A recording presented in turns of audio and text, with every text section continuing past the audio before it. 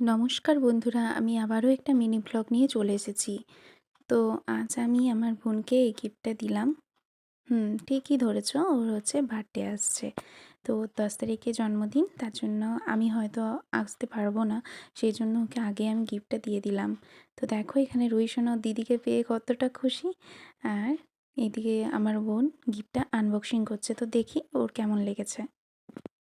রুহি এতটাই ছোট যে আমি বাজার যেতে পারিনি, তাই ওর জন্য এই ড্রেসটা আমি অর্ডার করেছিলাম। তো ভাবছিলাম যে হয়তো ভালো আসবে না খারাপ আসবে, কিন্তু যাক, মানে ভালো এসছে, ওর পছন্দ হয়েছে, এটাই অনেক। তো দেখো ড্রেসটা কেমন হয়েছে অবশ্যই জানিও।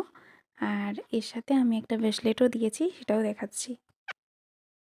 তো এটা পুরোটাই পাটিয়ালা সেট আর পুরোটাই কটনের ছিল, তাই খুব ভালো লেগেছে আমারও।